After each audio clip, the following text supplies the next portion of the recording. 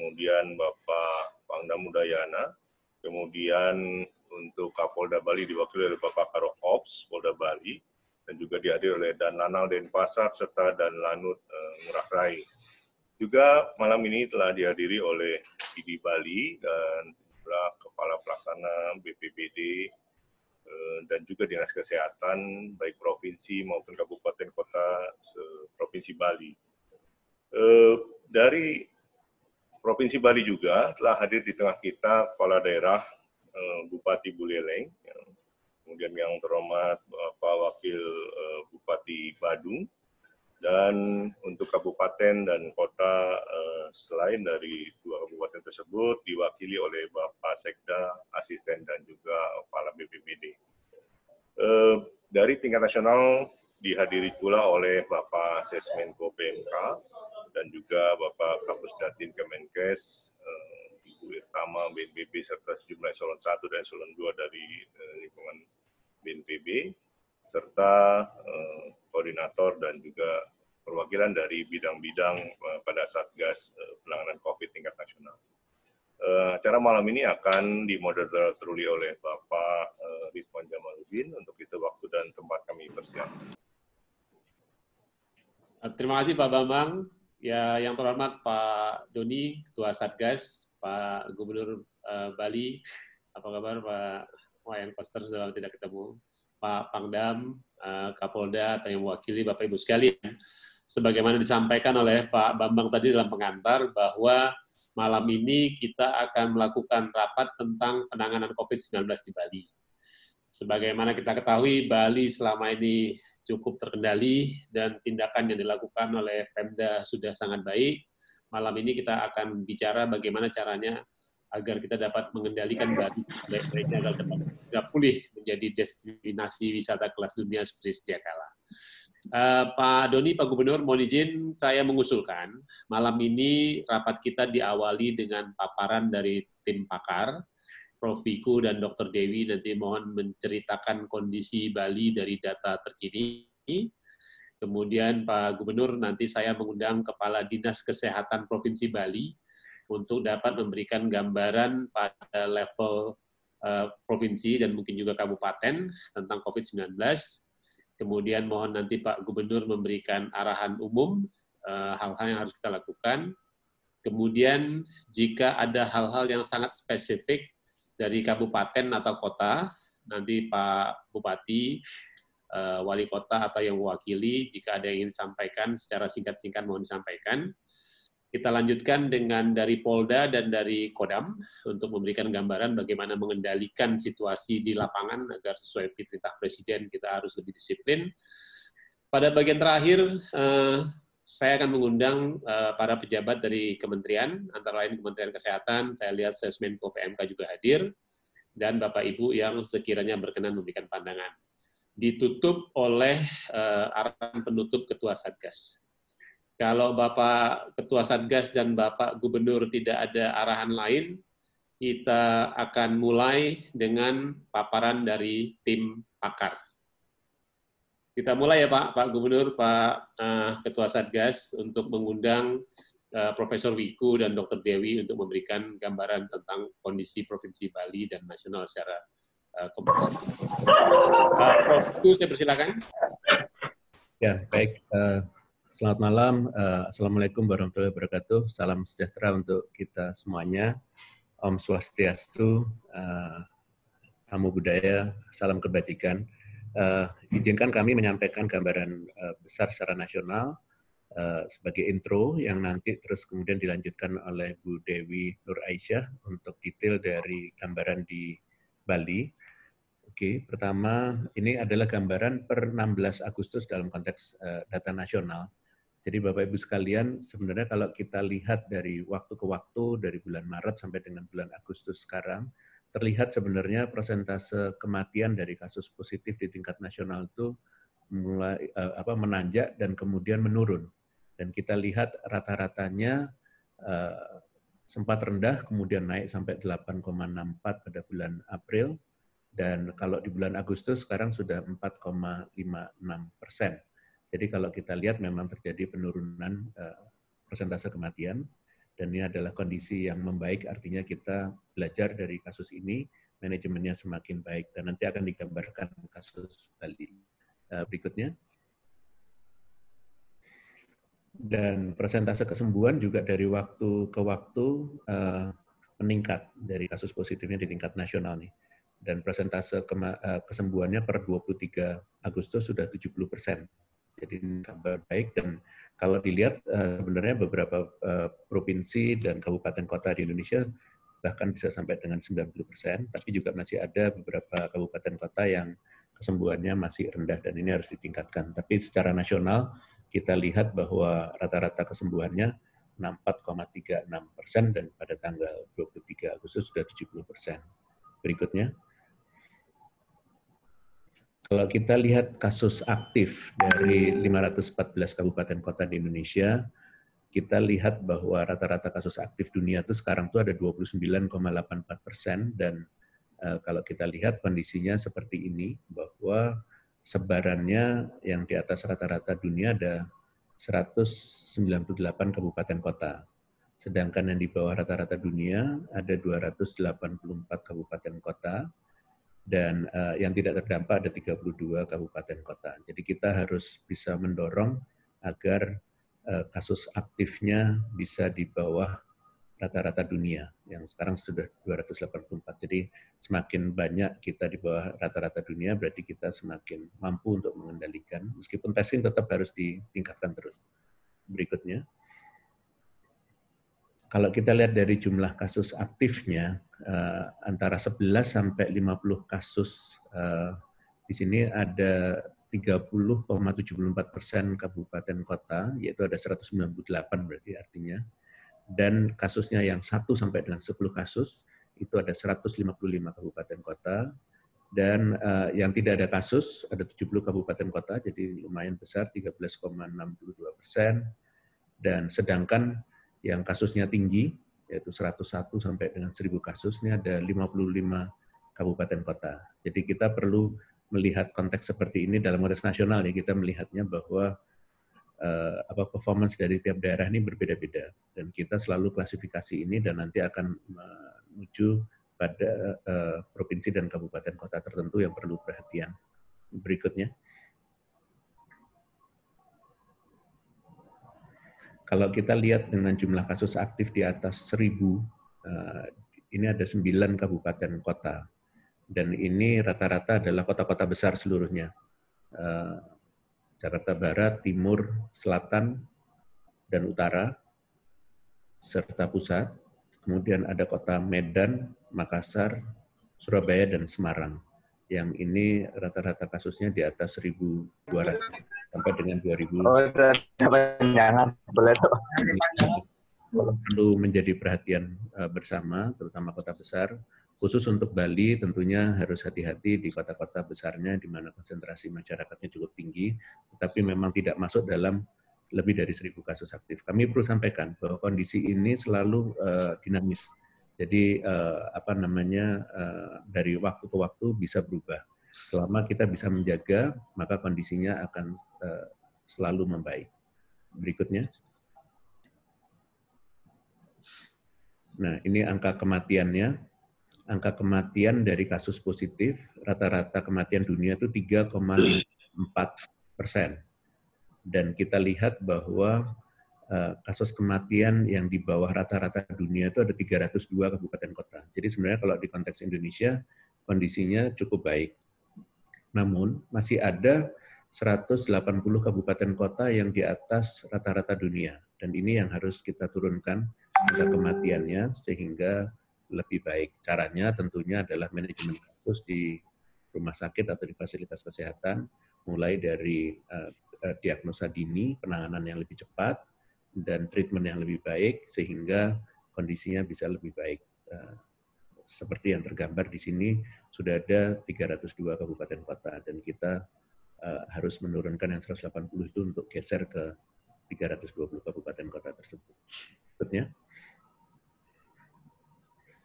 Angka kesembuhan, rata-rata kesembuhan dunia 67,08, dan ternyata kalau kita lihat angka kesembuhan kita ada 302 kabupaten kota yang di atas rata-rata dunia. Jadi ini prestasi baik di Indonesia, tapi masih ada 177 kabupaten kota yang di bawah rata-rata dunia. Ini angka kesembuhannya harus ditingkatkan supaya betul-betul kita bisa performance secara nasionalnya juga bisa meningkat.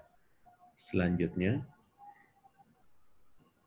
sebelum masuk ke perkembangan kasus COVID-19 di Bali yang akan disampaikan oleh Bu Dewi, saya perlu menyampaikan bahwa kondisi di dunia saat ini fluktuatif. Ada yang sudah melihatkan bahwa first wave-nya sudah terjadi, mereka sudah turun, dan ternyata sekarang naik lagi di beberapa negara di Eropa, bahkan juga di Asia seperti Korea Selatan. Jadi nggak ada yang langgeng bisa terjaga dengan baik. Satu-satunya cara adalah ketat dengan protokol kesehatan dijalankan dan disiplin, itu yang bisa menjaga. Jadi setiap negara di dunia yang belum selesai itu bisa punya dampak ke negara lainnya. Khususnya untuk Bali sebagai daerah wisata, tentunya harus betul-betul berhati-hati di menjaga wilayahnya, baik dari turis domestik maupun internasional, agar ekonominya tetap bisa berjalan, tetapi menjaga kasusnya tetap rendah itu harus dilakukan dengan baik. Dan nanti akan dijelaskan sebentar lagi oleh Bu Dewi tentang kondisi yang sebenarnya relatif baik di Bali, dan itu harus dipertahankan, dan jumlah tesnya juga harus dilakukan dengan optimal, sehingga positivity rate-nya itu bisa tetap rendah. Untuk selanjutnya silahkan Ibu Dewi untuk menyampaikan tentang kondisi Bali. Terima kasih. Ya, terima kasih banyak Prof. Wiku atas paparan introduction-nya terkait dengan data COVID-19, baik di nasional dan dibandingkan dengan angka rata-rata dunia. Pada malam hari ini, kami akan menyampaikan update terkait dengan perkembangan kasus COVID-19 yang ada di Bali, karena data individual baru kami terima 5 menit yang lalu, sehingga analisis yang kami sampaikan pada malam ini adalah per tanggal 22 Agustus atau sampai dengan hari Sabtu kemarin. Secara general, kita bisa melihat bahwa jumlah kasus kumulatif yang ada di Bali sejumlah 4.446. Bali termasuk menjadi salah satu kota Denpasar, termasuk salah satu kota besar yang juga masuk penyumbang kasus tertinggi di 20 besar kabupaten kota di Indonesia. Nanti saya akan jelaskan perbedaannya di mana. Saat ini jumlah kasus aktifnya cukup sedikit, 456, 88,57% sudah sembuh, sebesar 3.938, dan kita lihat angka kematian di sini ini sangat baik sekali, jauh di bawah rata-rata dunia, yaitu 1,17%. Kalau kita melihat angka penambahan kasus hariannya, memang di beberapa hari terakhir ini sempat terjadi kenaikan kasus. Angka analisis mingguannya akan kami keluarkan malam ini. Kemudian berdasarkan jumlah, kita memang bisa melihat bahwa Kota Denpasar merupakan kabupaten kota yang menyumbangkan angka kasus tertinggi. Tadi sudah disampaikan juga oleh Prof. Wiku, bisa disebabkan karena memang kota besar adalah pusat segala aktivitas. Kemudian disusul dengan Kabupaten Badung, ini sekitar 607 atau sekitar 2,5 kurang dari Kota Denpasar jumlah kasusnya. Kemudian Bangli 479, Gianyar, dan Kelungkung. Sedangkan jumlah kasus terendah bisa kita lihat di Kabupaten Jembrana sebesar 74 kasus, kemudian disusul dengan Tabanan, Buleleng, dan Karangasem. Kalau kita lihat berdasarkan insiden kumulatif, apa itu insiden kumulatif? Untuk melihat kasus COVID-19 dengan lebih representatif di berbagai kabupaten kota, maka kita harus membagi jumlah kasus kumulatif yang ada di sana, total kasusnya, dengan jumlah penduduk. Semakin banyak jumlah penduduk, maka tentu resikonya akan semakin lebih besar. Maka kita lihat di sini, ini adalah angka insiden kumulatif per 100.000 penduduk di 9 kabupaten kota yang ada di Bali. Kota Denpasar masih memimpin dengan angka 233,81 per 100.000 penduduk, disusul dengan Kelungkung, Bangli, Badung, Gianyar, dan Karangasem. Kemudian ketika kita ingin melihat berapa peringkat dari kabupaten kota yang ada di Provinsi Bali dibandingkan dengan kabupaten kota yang lain yang ada di seluruh Indonesia, maka ini adalah peringkat-peringkatnya. Semakin kecil peringkatnya menunjukkan untuk yang atas warna biru, jumlah kumulatif kasus nasionalnya ini tertinggi. Kota Denpasar peringkat 16 dari 514 kabupaten kota yang ada di Indonesia, disusul dengan Badung di angka 41 peringkatnya, Bangli peringkat 52 kasus kumulatif tertinggi, Gianyar 58, Kelungkung 60, Karangasem 80, dan Buleleng 88. 7 dari 9 kabupaten kota yang ada di Bali memang memiliki jumlah kasus yang cukup tinggi, berada pada peringkat 100 teratas di kabupaten kota di Indonesia. Tapi nanti yang membahagiakannya adalah angka kematiannya. Kita akan membandingkan di peringkat berapa angka kematian yang ada di Provinsi Bali dibandingkan dengan kabupaten kota yang lain. Sedangkan berdasarkan insiden kumulatif, Kota Denpasar ini peringkatnya turun menjadi peringkat 18, Kelungkung menjadi peringkat ke-26, Bangli ke-32, Badung 50, Gianyar 67, Karangasem 90, dan 3 kabupaten kota lain yang peringkatnya lebih dari 100. Kemudian ini adalah angka kematian, sebagaimana tadi sudah disampaikan, angkanya mungkin memang tidak tinggi karena total hanya 52, di mana penyumbang tertingginya adalah Kota Denpasar sejumlah 16 kasus kematian, Badung 12, Gianyar 8, Karangasem 7, dan Buleleng 3. Kalau kita melihat berdasarkan persentase kematian dari orang yang positif, Karangasem menempati peringkat pertama dengan 2,2% pasien yang terinfeksi di Karangasem ini meninggal. Disusul dengan Badung dengan angka kematian 1,98%, Gianyar 1,83%. Dan menariknya adalah Kota Denpasar justru angka kematiannya 1,05% dari seluruh kasus positif yang ada di Kota Denpasar. Hal ini menunjukkan bahwa penanganan kasus yang dilakukan di Kota Denpasar berjalan dengan cukup baik sehingga angka kematian dapat ditekan. Kemudian ini adalah peringkat kabupaten kota berdasarkan jumlah kumulatif kematian. Kalau tadi kita lihat peringkat Bali 7 dari 9 peringkatnya di bawah 100, tapi kalau kita lihat di sini, ternyata Kota Denpasar jumlah kematiannya peringkat 62, Badung 72, Gianyar 98. Sedangkan 6 kabupaten kota lain ini di atas 100, bahkan Jembrana termasuk yang tidak ada kematian. Kalau kita bandingkan lagi dengan angka kematian per 100.000 penduduk, hanya 2 kabupaten kota yang berada di peringkat 100 tertinggi, sisanya di atas 100, di atas 200, bahkan di atas 300. Kemudian ketika kita ingin melihat kasus positif berdasarkan jenis kelamin dan kelompok umur, dapat kita lihat di sini bahwa jumlah orang yang tertular dan menularkan ini cukup sama antara laki-laki dengan perempuan. Laki-laki sekitar 50,73% dan perempuan 49,27%. Namun ketika kita melihat jumlah proporsi orang yang meninggal, laki-laki kematiannya mencapai 67,31% dari seluruh kasus kematian yang ada di Bali, sedangkan perempuan 32%. Ini menunjukkan bahwa memang angka kematian di Bali lebih banyak terjadi pada laki-laki, perbandingannya hampir 7:3. Kemudian terkait dengan kelompok umur, ini hampir mirip dengan seluruh provinsi yang ada di Indonesia, di mana kasus positifnya memang berada pada usia produktif untuk menularkan, di atas usia 19, 30, 31. Tapi ketika kita melihat angka yang meninggal di Bali, ternyata lebih banyak yang meninggal mereka yang berusia 46 sampai 59 tahun. Sebesar 55% dari seluruh kasus kematian, dan disusul dengan mereka yang berusia di atas 60 tahun, angka kematiannya dari seluruh kematian di Bali ini berkontribusi sekitar 30%. Berikut adalah distribusi kasus yang ada di seluruh kabupaten kota yang ada di Bali. Kita bisa lihat bahwa memang hijaunya ini sudah banyak. Artinya adalah angka kesembuhannya ini bahkan hampir menyalip angka positifnya agar segera semuanya sembuh. Jadi kita bisa lihat di sini perbandingan antar kabupaten kota yang ada di Bali. Memang Kota Denpasar peringkatnya paling pertama. Kita mencatat beberapa juga yang berasal dari luar provinsi. Jumlah kesembuhan ini sama, di mana jumlah kasus tertinggi juga jumlah kasus kesembuhannya juga tertinggi juga. 1.408, disusul dengan Badung 524, Bangli 411, Kelungkung 371, dan Gianyar 353%. Ketika kita ingin mengevaluasi angka kesembuhan yang ada di Bali, ini karena analisis yang mingguan, kita baru bisa keluarkan per tanggal 16 Agustus. Hari ini, malam ini baru kita bisa keluarkan angka terupdate-nya lagi. Sampai dengan pekan lalu, kita melihat bahwa peningkatan angka kesembuhan ini berjalan dengan sangat baik, di mana angka kesembuhan di bulan Juni yang sebelumnya 55% sudah bergerak di pekan lalu mencapai angka 88%. Ini bahkan hampir mencapai 90%. Berikut adalah perbandingan antar kabupaten kota berapa proporsi dari seluruh kasus positifnya yang sembuhnya paling tinggi, persen kematiannya mana yang paling tinggi, dan kasus aktifnya yang mana yang paling tinggi. Bar berwarna hijau menunjukkan angka kesembuhan. Dan ini saya senang sekali melihat grafiknya karena ternyata bar hijaunya sudah hampir menutupi seluruh bar. Kita berharap yang kuning ini semua hilang, semua bergerak kesembuhan. Yang merah ini ditekan sehingga semakin kecil proporsi orang yang meninggal dari pasien yang terinfeksi. Kalau kita lihat dengan detail angka-angkanya, maka bisa kita lihat di sini berikut adalah persen kasus aktif yang ada di kabupaten kota yang ada di Bali. PR yang harus dikejar angka kesembuhannya paling tinggi berada di Kabupaten Tabanan, di angka 24,89%, kemudian disusul dengan Jembrana 18,92 dan Karangasem 18,55.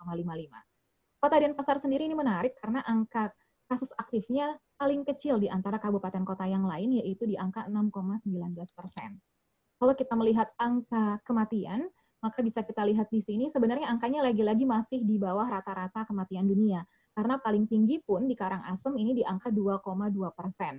Disusul dengan Badung 1,98, tapi ini tetap catatan untuk kita untuk tetap menekan angka kematian di seluruh wilayah yang ada di seluruh Indonesia. Dan kita lihat di sini, jadi sudah disampaikan di Jembrana belum ada kasus kematian, di Kelungkung 0,24, disusul Bangli 0,42, kemudian Tabanan 0,9, dan Kota Denpasar 1,05. Angka kesembuhan, kita senang sekali melihat grafiknya, semua sudah mau melebihi, sudah lebih dari 80%, beberapa ada yang harus kita dorong kembali, karena tadi mungkin kasus aktifnya yang ada di sana juga masih ada untuk didorong menuju angka kesembuhan. Di sini kita bisa melihat bahwa ternyata memang angka kesembuhan tertinggi ini berada di Kota Denpasar di angka 92,75%, disusul dengan Kelungkung 88,54%, dan Buleleng 88,49%. Bisa kita bilang bahwa angka di sini rata-rata sudah di atas 80. Hanya tinggal 2 kabupaten kota yang angka kesembuhannya di bawah 80, tapi angkanya pun 74 dan 79. Jadi ini adalah sesuatu hal yang sangat baik yang kita lihat progresnya di Provinsi Bali.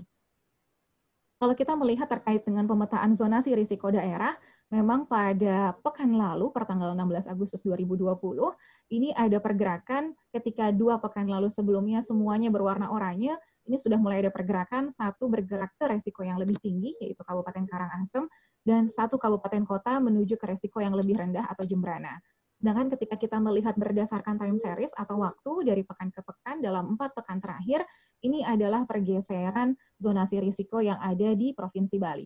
Tadi saya penasaran melihat apa yang menyebabkan beberapa kabupaten kota lebih banyak di zona oranye atau resiko sedang dibandingkan dengan zona risiko rendah. Sebenarnya, 6 dari 7 kabupaten kota yang berada di resiko sedang ini scoringnya sudah di atas 2,10, 2,12, 2,15. Jadi kalau kita membayangkan dalam kuantilnya lebih menuju kepada resiko rendah. Ini tinggal didorong sedikit lagi, 0,1 atau 0,07, ini sudah bisa bergerak ke angka resiko yang lebih rendah. Jadi memang saat ini terasa lebih melihatnya banyak oranye, tapi jika kita bisa mendorong, misalnya dari mulai angka kesembuhannya ditingkatkan, angka kematiannya kita tekan, tidak ada lagi penularan, jumlah pemeriksaan spesimen juga ditingkatkan, ini kita akan melihat semakin baik lagi progres yang dapat dilakukan oleh Provinsi Bali. Mungkin sekian yang dapat saya sampaikan terkait dengan update Provinsi Bali. Kita melihat banyak progres yang sangat menyenangkan, dan mungkin nanti bisa di-sharing juga dari Dinas Kesehatan yang ada di Provinsi Bali, upaya-upaya apa saja yang sudah dilakukan, sehingga kita bisa belajar meskipun salah satunya ada kota besar, tapi ternyata angka kematiannya dapat ditekan dengan sangat baik. Sekian dari saya. Wassalamualaikum warahmatullahi wabarakatuh. Waalaikumsalam. Terima kasih Dr. Dewi dan Prof. Wiku atas data yang tadi sudah disampaikan dan menggembirakan. Untuk mendalami lebih detail, lebih dekat ke lapangan, Pak Gubernur, mohon izin saya mengundang Kepala Dinas Kesehatan Provinsi Bali untuk dapat memberikan informasi dari lapangan. Kepala Dinas Kesehatan Bali, saya persilakan. Di samping itu kita lihat banyak sekali dari daftar hadir, dokter-dokter yang terdaftar dalam video conference malam ini, mengindikasikan minat yang baik dari para dokter untuk berpartisipasi. Namun nanti kalau ada masukan pada gilirannya, kami akan memberikan kesempatan juga.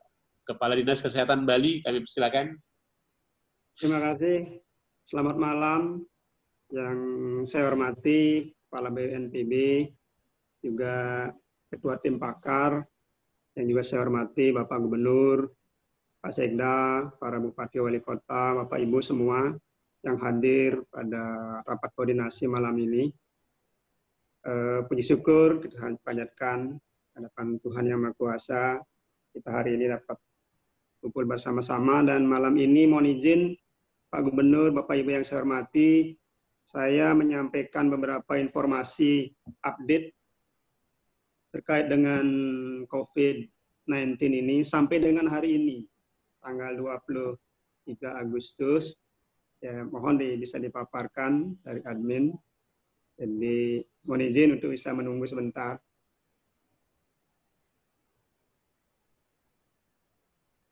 Bapak Ibu yang saya hormati, ya, saya sampaikan, jadi sambil admin akan menyampaikan paparan ini. Tadi juga sudah disampaikan bahwa kasus positif sampai dengan hari ini itu sudah mencapai 4.513. 4.513, di mana kasus ini sebagian besar adalah transmisi lokal atau 91,07% ya. Dimohon bisa dipaparkan. Baik, nah ini adalah jadi peta paparan kasus di Provinsi Bali, di mana kasus merah ini saat ini masih ada kasus, yang kuning itu sudah sebelumnya sudah ada tetapi sudah sembuh, kemudian yang hijau itu belum pernah terpapar. Jadi saat ini masih beberapa daerah itu masih pada zona hijau ya, masih beberapa daerah pada zona merah, ada yang kuning dan juga ada yang hijau. Berikutnya, slide berikutnya mungkin perlu di slide show. Nah, ini adalah update kasus hari ini. Coba di slide show dulu. Jadi update hari ini kasus sudah mencapai 4.513, di mana yang sudah sembuh mencapai 3.953 ya. Kemudian ya atau 87,59%. Sedangkan meninggal tadi sudah disampaikan sejumlah 52 atau 1,15%, dan kasus aktif masih sampai saat ini adalah 508 kasus atau 11,28%. Lanjut slide berikutnya. Memang tren peningkatan kasus tetap terjadi, walaupun angka kesembuhan juga mengikuti setiap hari. Saat ini, per hari ini angka sembuh bertambah 72 dan kasus baru bertambah 67. Memang ini kami terus berupaya untuk meningkatkan angka kesembuhan dan terus juga berupaya bagaimana mencegah agar kasus baru tidak bertambah dan angka kematian juga bisa kita cegah, tentu dengan upaya-upaya di hulu dan di hilir. Sehingga memang kasus-kasus sembuh ini memang kita terus lakukan baik di rumah sakit maupun di karantina provinsi. Tetapi saat ini terjadi peningkatan dalam beberapa hari terakhir ini, terjadi peningkatan kasus positif itu disebabkan oleh adanya kasus-kasus yang gejala ringan yang sebelumnya masuk di rumah sakit ya.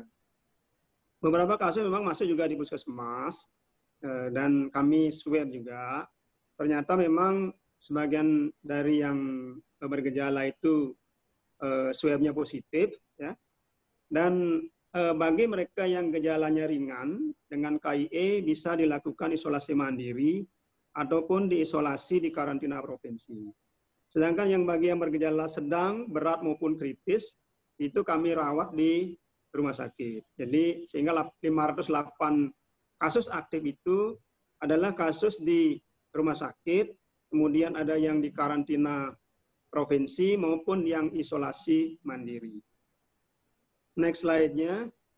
Nah ini Bapak Ibu yang saya hormati, jadi untuk yang masih perawatan itu ada 508, ya, yang masih perawatan itu dengan rata-rata hari rawat 3,4 hari, yang masih dirawat maksudnya ini.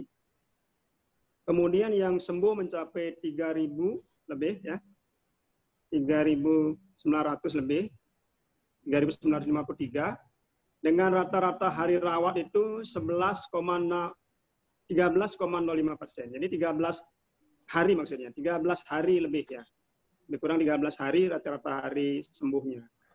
Sedangkan yang meninggal itu jumlahnya 52 dengan rata-rata hari rawat itu berkisar 6 hari lebih ya. Sehingga total menjadi 4.513 atau kalau dirata-ratakan hari rawatnya adalah 11,89 hari. Next slide. Nah ini kalau melihat jumlah desa yang terpapar, jadi dari 713 desa yang ada, sudah terpapar 518 desa, atau 72,65% desa sudah pernah ya terpapar. dengan transmisi lokal ada di 462 desa atau 64,80% itu desanya sudah pernah ada dan terjadi transmisi lokal. Kondisi desa yang sudah bebas COVID, jadi sebelumnya pernah terpapar dan sudah bebas, itu 257 desa atau 36,04%. Sedangkan yang belum bebas, yang saat ini masih ada kasus, adalah 261 desa atau 36,61%.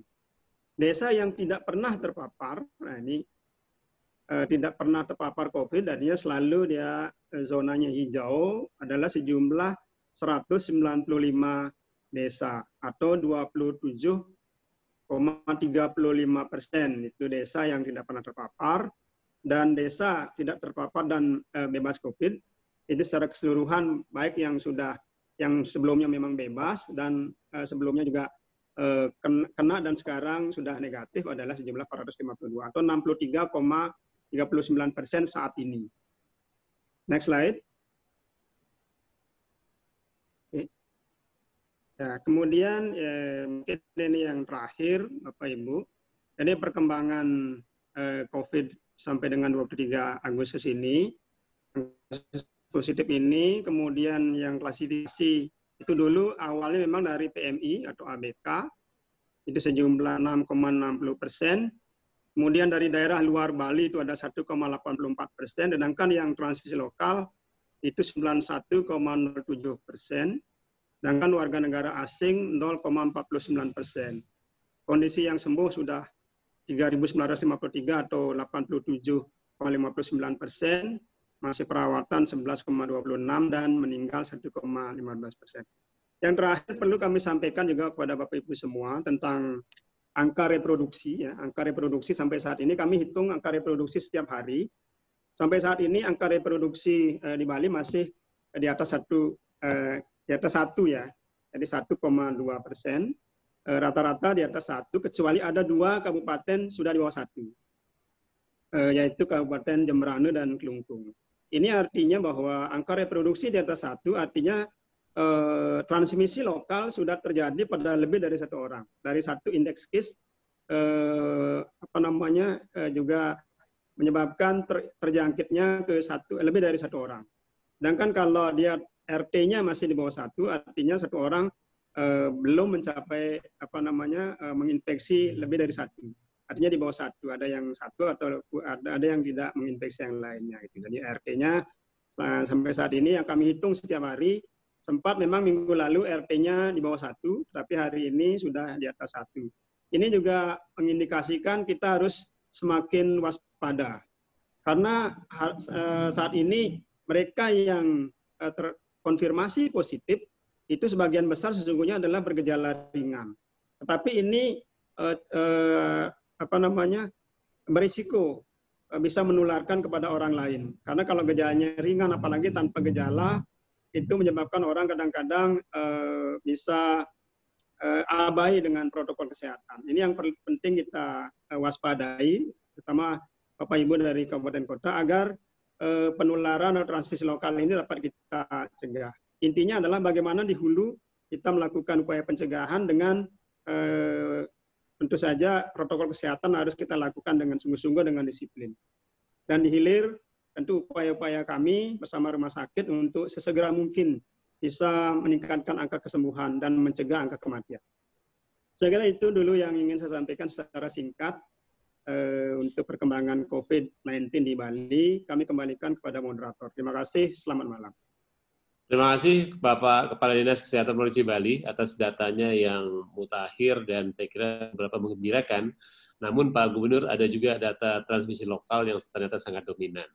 Untuk itu saya mengundang dengan hormat Bapak Gubernur Bali untuk dapat memberikan arahan umum, termasuk juga menceritakan kiat-kiat kekuatan masyarakat kultural di Bali dalam mengendalikan COVID-19 ini. Pak Gubernur, saya persilakan, Pak.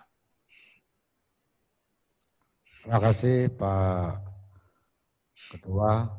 Pak Tuhan. Ternyata masih di gugus. Pertama, saya ingin menyampaikan mengenai hal-hal yang kita upayakan sesuai dengan arahan Bapak Presiden tanggal 15 Juli yang lalu, rakor di Istana Bogor yang mengundang seluruh gubernur di Indonesia. Berkenaan dengan pertama adalah penanganan COVID-19 agar semakin baik, dan yang kedua bersamaan dengan itu juga supaya dilakukan upaya untuk pemulihan perekonomian.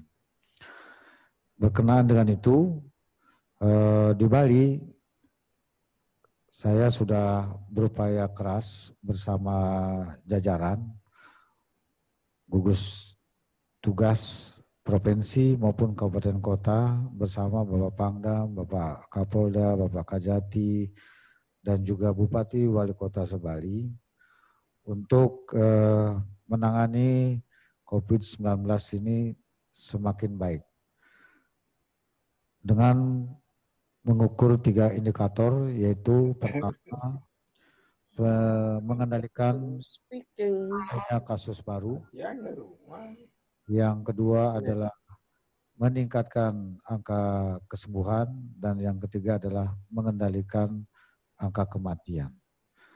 Dari 3 indikator ini, itu relatif sebenarnya kalau kita lihat dari penambahan kasusnya itu cukup landai sejak 1 Agustus yang lalu sampai hari ini. Itu di kisaran kasus baru 26 sampai 78 paling tinggi. 26 paling rendah pada tanggal 6 Agustus dan paling tinggi tanggal 22 Agustus beberapa 2 hari yang lalu, yaitu 78 kasus. Jadi semuanya itu masih di bawah 100 kasus baru. Kemudian angka kematian, angka kesembuhannya sebenarnya terus mengalami kemajuan. Sempat sudah mencapai angka 88% lebih, tapi beberapa hari terakhir ini agak menurun karena yang positif lebih tinggi daripada yang selisih beberapa orang itu, sehingga sekarang tingkat kesembuhannya itu menjadi 87,59%. Dan tingkat kematiannya sampai saat ini masih bisa dijaga, jumlahnya kumulatif 52 orang, 1,15% sampai hari ini seperti yang dilaporkan oleh Kadis Kesehatan tadi. Nah, ada beberapa hal yang perlu saya clearkan dengan datanya Ibu Dewi ya. Itu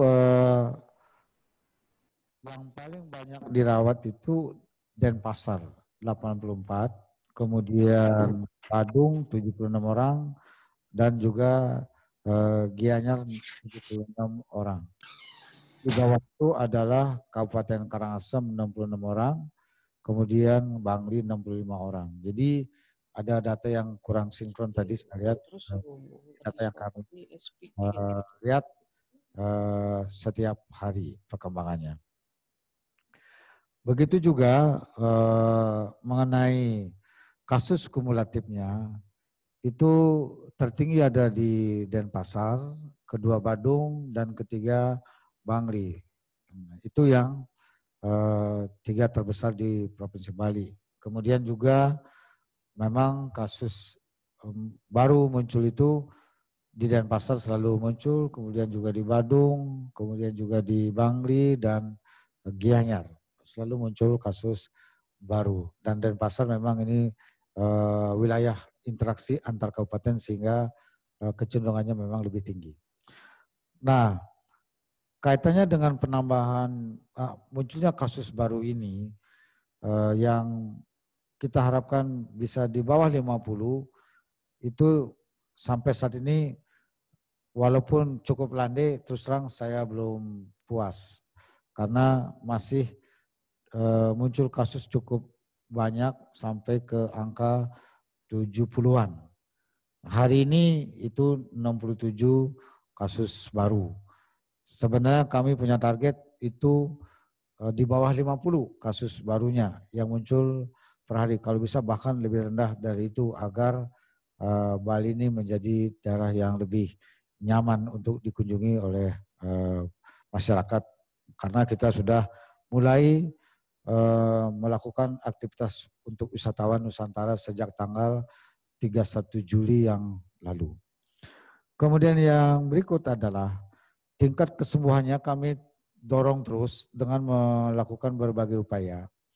Di antaranya adalah untuk pasien positif yang di karantina, kami lakukan upaya dengan memberikan ramuan berbahan bakar dari arak yang diramu oleh peneliti dan kami terapkan di di karantina. Itu tingkat kesembuhannya cukup tinggi. Nah, namun ramuan ini tidak bisa diterapkan di rumah sakit, sehingga yang di rumah sakit itu tingkat kesembuhannya itu menjadi lebih rendah. Sekiranya diizinkan, itu ramuannya mau kami terapkan di rumah sakit supaya lebih cepat yang sembuh di rumah sakit ini. Agak alot kalau di rumah sakit ini sembuhnya, karena mungkin orangnya udah berumur atau ada penyakit bawaan sehingga lebih lama dirawatnya. Ini yang menyebabkan jadinya tingkat kesembuhannya itu lebih rendah dari penambahan kasus barunya. Kami terus mendorong agar yang sembuh ini semakin meningkat. Boleh ada kasus baru, tapi kalau tingkat kesembuhannya meningkat, itu saya kira akan sangat baik statistiknya.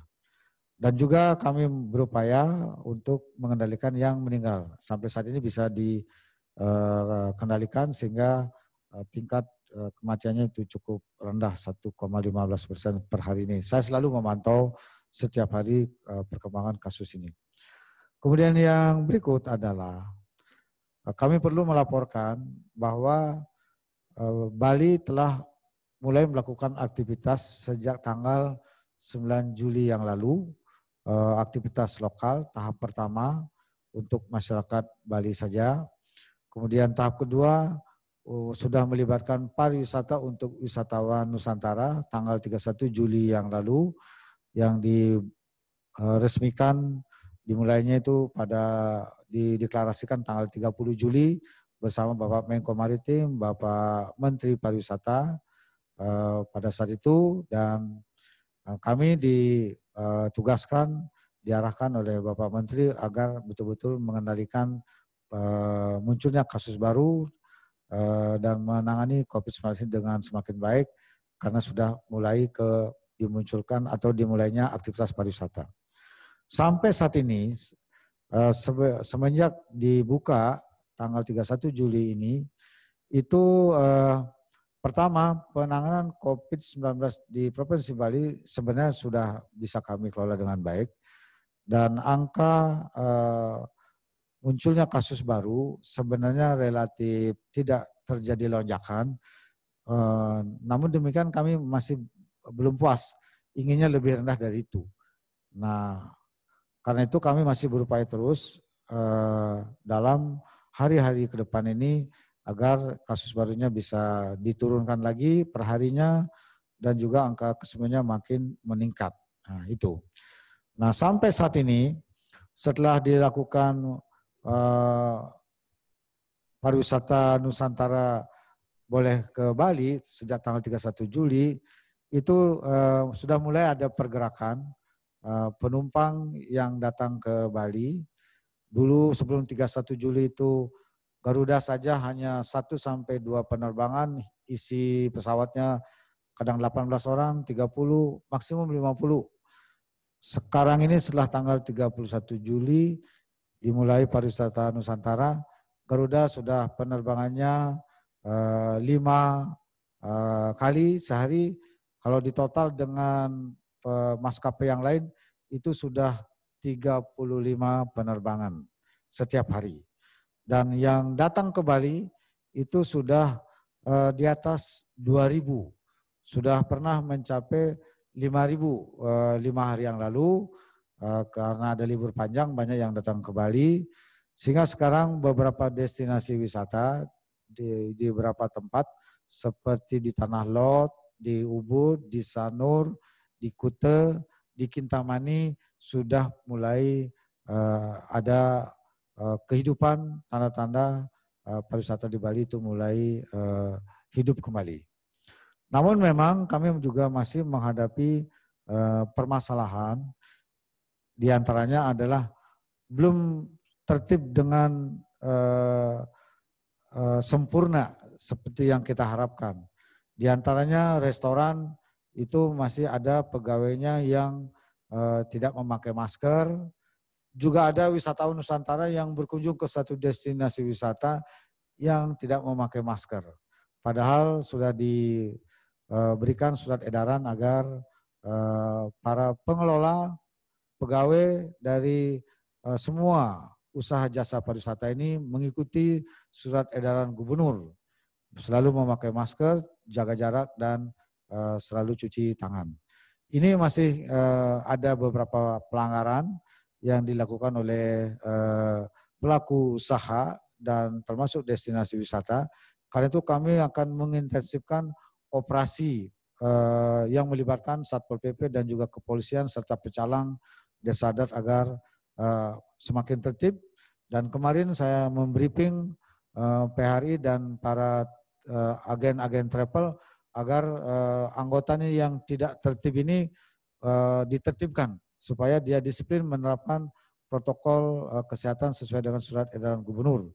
Karena ini adalah kepentingan bersama, tidak saja menjadi tugasnya pemerintah, tugasnya Kapolda, tugasnya Pangdam, tapi adalah tugas bersama agar semuanya memiliki komitmen dan tanggung jawab untuk mengendalikan penanganan COVID-19 di Provinsi Bali ini agar situasinya kondusif, hijau, agar upaya kita untuk memulihkan pariwisata ini, terutama paling tidak wisatawan Nusantara, bisa terus kita laksanakan, jangan sampai terjadi kemunduran. Kami diwanti-wanti kalau terjadi lonjakan kasus, maka wisatawan Nusantara ini itu tidak akan diberikan lagi datang ke Bali, bisa ditutup kembali. Karena itu saya berupaya keras bersama jajaran agar ini bisa dijalankan dengan baik sehingga wisatawan Nusantara ini terus bisa dibuka agar aktivitas pariwisata di Bali hidup dan perekonomian di Bali mulai bisa bergerak. Karena triwulan 1 pertumbuhan ekonomi di Bali mengalami kontraksi 1,14% dan triwulan 2 mencapai kontraksi lebih tajam lagi 10,98% negatif. Jadi sudah sangat serius dampaknya terhadap perekonomian, khususnya untuk para pelaku usaha pariwisata. Kalau di desa-desa yang berbasis pada pertanian itu masih kehidupannya relatif baik. Kalau kita melihat statistiknya kemarin, berdasarkan laporan BPS, itu pertumbuhan di sektor pertanian itu masih positif. Jadi ini masih bisa bertahan. Hanya sektor pariwisata yang betul-betul usahanya itu anjlok, termasuk juga akibatnya pada usaha mikro, kecil, dan menengah.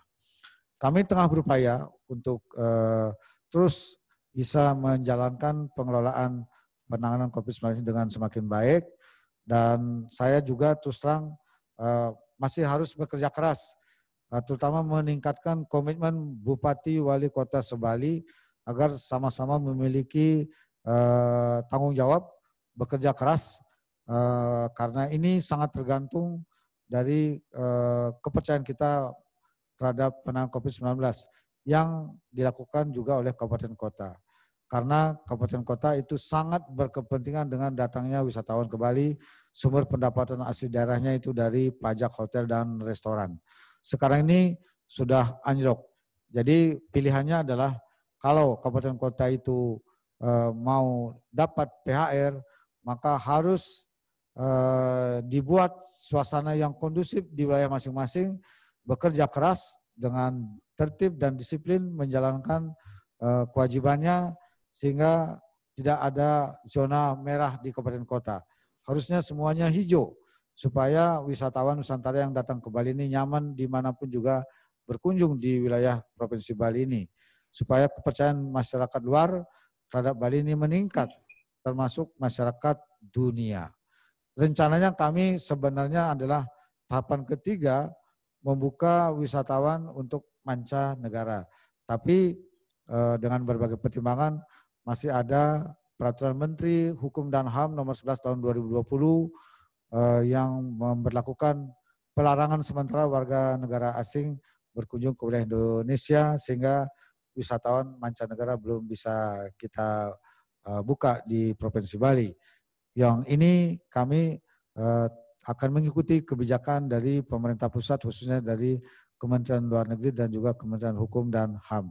Tugas kami sekarang adalah bagaimana agar penanganan COVID-19 di Provinsi Bali ini betul-betul dipastikan dapat dikelola dengan baik, dengan rasa tanggung jawab bersama semua pihak sesuai dengan arahan Bapak Presiden. Dan kami juga sudah menyiapkan skema pemulihan perekonomian Bali, terutama pariwisata, pertanian, dan juga UMKM serta koperasi di Provinsi Bali yang harus kami mulai dorong supaya bisa hidup kembali. Saya kira itu yang perlu saya sampaikan.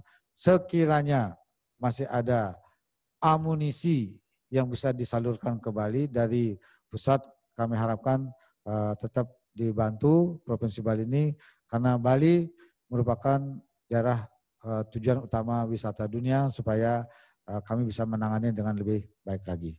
Saya kira itu Pak Ketua, terima kasih. Kalau ada yang kurang mohon maaf. Saya Padang Santi. Om Santi, Santi, Santi, Om. Terima kasih banyak Pak Gubernur. Saya kira optimisme dan kepemimpinan yang Bapak bangun sudah membawa kebaikan. Tadi terakhir harapan Bapak kepada pemerintah pusat juga saya dengar, saya kira oleh Ketua Satgas. Dan jika ada hal-hal yang memang perlu koordinasi lebih lanjut, saya kira akan difasilitasi untuk membangkitkan kembali Bali sebagai destinasi wisata kelas dunia. Dengan berakhirnya paparan atau arahan Pak Gubernur tadi, jika ada Bapak, Ibu, Bupati atau Wali Kota yang ingin menambahkan, khususnya daerah-daerah yang masih memerlukan perhatian, kami persilakan sekaligus memberikan info detail dari tingkat lapangan yang lebih baik. Tadi saya lihat Kota Denpasar atau Badung, barangkali Bapak, Ibu ada yang ingin disampaikan? Wali Kota Denpasar atau yang mewakili, apakah ada yang ingin disampaikan? Bupati Badung? Belum ada. Ada juga daerah yang bagus tadi, Jembrana, barangkali ada yang ingin Bapak Ibu sampaikan dari Jembrana, hal-hal positif yang pengalaman yang dapat dilaksanakan di sana? Belum ada. Jika belum, saya mengundang untuk upaya pendisiplinan, tadi disinggung juga oleh Pak Gubernur, Bapak Kapolda atau Wakapolda, mohon berkenan menyampaikan pendapat Bapak, pandangan Bapak, bagaimana mendisiplinkan masyarakat agar Bali makin lama makin baik kondisinya. Saya persilakan Pak. Terima kasih, selamat malam. Om Swastiastu. Assalamualaikum warahmatullahi wabarakatuh. Salam. Yang saya hormati Bapak-Bapak dan Ibu-Ibu yang hadir pada kesempatan Zoom meeting malam hari ini. Kami Karoop mewakili Bapak Kapolda, memohon maafkan Bapak Kapolda karena beliau ada kegiatan yang sangat urgent, dampingi dari pusat, sehingga mewakilkan pada kami dalam kegiatan hari ini. Untuk kita, Polda Bali beserta jajaran, dari mulainya dicanangkan oleh Bapak Presiden dan gugus tugas bahwa Polri membantu percepatan penanganan COVID-19 ini dari tingkat pusat sampai tingkat daerah bersama dengan TNI. Kami dari awal, dari bulan Maret sampai sekarang menggelar kegiatan-kegiatan bersama dengan gugus tugas dari provinsi sampai jajaran, dari kegiatan preventif yaitu edukasi kepada masyarakat tentang penerapan protokol kesehatan. Ini sudah kami sampaikan dari bulan Maret sampai dengan sekarang. Kita terus bersama-sama secara terpadu menyampaikan edukasi ini, himbauan-himbauan dalam rangka penerapan protokol kesehatan, menggunakan masker, mencuci tangan, dan physical distancing, terus kami sampaikan sampai ke tingkat daerah yang terkecil, yaitu Babin Kamtipmas dan Babinsa. Dalam rangka mendukung Bali Era Baru, dengan tahapan-tahapan yang Bapak Gubernur tadi, kami juga terus berkoordinasi bersama-sama dengan gugus tugas dan TNI, kita melaksanakan beberapa ren aksi di 14 sektor dalam rangka penerapan disiplin dan penegakan protokol hukum tentang protokol kesehatan. Ini sudah kita lakukan beberapa waktu, sudah 5 minggu ini, semenjak Bali dari mulai tahap awal, pertama untuk lokal Bali, dan saat ini tahap kedua untuk pariwisata domestik Nusantara. Kita lakukan simulasi-simulasi juga dengan tempat-tempat keramaian-keramaian tentang penerapan protokol kesehatan dan tempat pariwisata, dan sampai saat ini kita terus menggelar personil yang terpadu sekitar hampir 5.000 setiap hari, dari kami sendiri hampir 2.000, ini terus kita terapkan di tempat-tempat kerumunan, tempat-tempat yang menjadi tujuan daripada masyarakat, pasar, mal, dan lain-lain, masuk pariwisata. Kita terus melakukan kegiatan-kegiatan tentang pendisiplinan masyarakat untuk menerapkan protokol kesehatan ini. Mungkin kami terus juga memberikan dukungan untuk sebagaimana implementasi daripada Impres nomor 6. Ini mungkin perlu dari pemerintah provinsi maupun kabupaten kota untuk segera membuat peraturan daerah atau bentuk yang lainnya tentang penerapan daripada sanksi apabila ada masyarakat perorangan ataupun kelompok organisasi yang tidak menerapkan protokol kesehatan. Ini sehingga kita sebagaimana penegakan disiplin ini, kita bisa lanjutkan kepada penegakan hukum dengan sanksi yang telah ditetapkan. Untuk kegiatan preventif juga kami sudah melakukan pencegahan-pencegahan. Tinggal yang terakhir tadi yaitu kegiatan penegakan hukum dalam penerapan protokol kesehatan. Sehingga nanti dalam hal kita memberikan sanksi ini bisa sepakat dengan masyarakat juga, dan ini memberikan pembelajaran bagi kita semuanya, baik yang ada di Bali maupun pendatang wisatawan yang akan datang ke Bali. Intinya bahwa kami terus akan mendukung percepatan penanganan COVID ini beserta dengan TNI dan unsur yang lainnya, sehingga nanti Bali, tadi disampaikan Bapak Gubernur, bisa menjadi zona hijau dan bisa nyaman, aman menjadi tujuan wisata baik domestik maupun mancanegara. Demikian, terima kasih.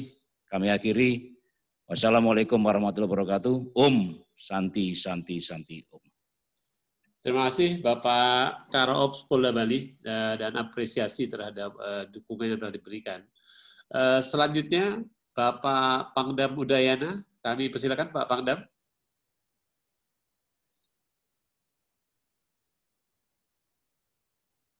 Bapak Pangdam Udayana, jika ada arahan masukan, arahan umum dari Bapak Pangdam, kami persilakan.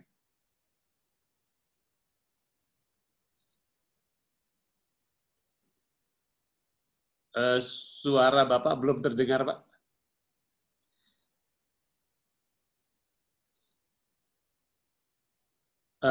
Pak Pangdam, suara Bapak belum terdengar, mohon maaf, Pak.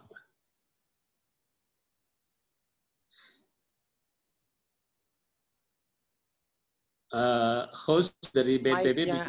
Ya, oke. Silakan, Pak. Sudah kedengaran, Pak ya? Sudah, silakan, Bapak. Oke. Tadi masih tertutup mic-nya. Assalamualaikum warahmatullahi wabarakatuh. Salam. Om Swastiastu. Selamat malam, salam sejahtera untuk kita semua. Salam. Yang terhormat Ketua Satgas Penanganan COVID-19 tingkat nasional, Bapak Letnan Jenderal TNI Doni Monardo, Pak Gub, Pak Kapolda atau yang mewakili, serta rekan-rekan yang berada pada Vicon ini. Terima kasih atas kesempatan yang diberikan kepada Kodam untuk menyampaikan beberapa hal. Dan berdasarkan arahan petunjuk dari Bapak Panglima, dilanjutkan juga arahan dari Bapak Kasad, dan lebih teknis lagi arahan-arahan dari Bapak Ketua Satgas Pencegahan COVID-19, kami dari Kodam 9 Udayana sejak bulan Maret telah melaksanakan operasi pendisiplinan yang tergabung dalam Komando Tugas Gabungan Terpadu yang dimotori oleh Pangdam 9 Udayana dan melibatkan kurang lebih 4.800 orang unsur dari Kodam 9, dari Lanal Bali dan dari Lanut. Saya kira berbagai upaya yang telah dilakukan oleh Kodam dalam rangka mendukung Satgas sudah demikian maksimal, terbukti dengan apa tadi yang dipaparkan oleh pemapar pertama, juga oleh Pak Gubernur, dari Bu Dewi, ditambah juga dari Kepala Dinas Kesehatan Provinsi Bali. Semakin hari penanganan COVID-19 di Provinsi Bali ini semakin baik dari data yang ada. Saya kira ini perlu kita apresiasi kepada semua unsur yang ada di Provinsi Bali. Selanjutnya, sejalan dengan kebijakan Bapak Gubernur terkait dengan pemulihan ekonomi, saya kira ini juga menjadi arahan dari Bapak Presiden, tentunya memberikan dampak, ini ke depan ya, kalau ke belakang saya lihat kita sudah bagus menangani, ya, karena sinergi dari semua unsur, baik yang ada di front depan maupun di belakang itu di rumah sakit, di tempat-tempat karantina dan seterusnya, sehingga kita mampu menekan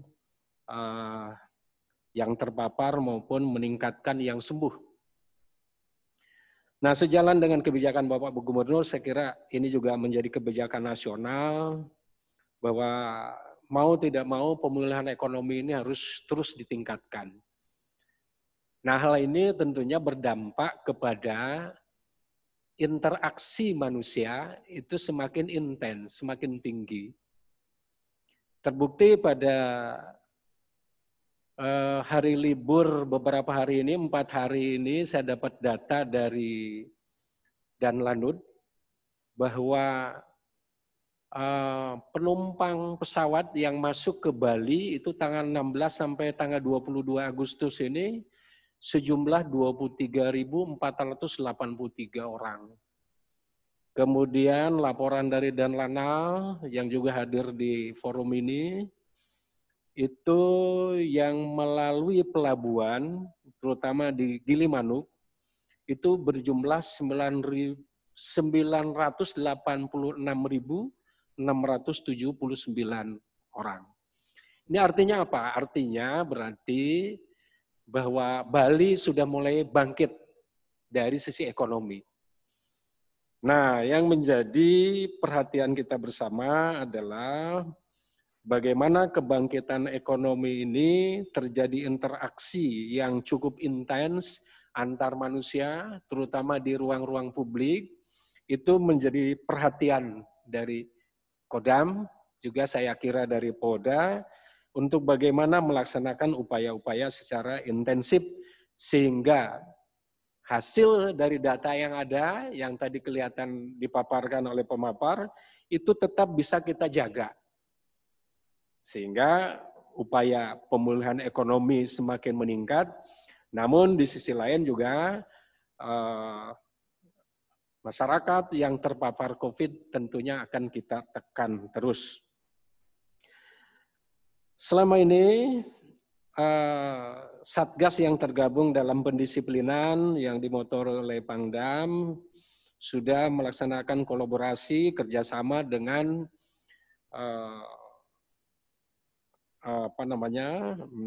unsur-unsur yang ada di wilayah, terutama para pecalang, ya, dengan memanfaatkan kearifan lokal.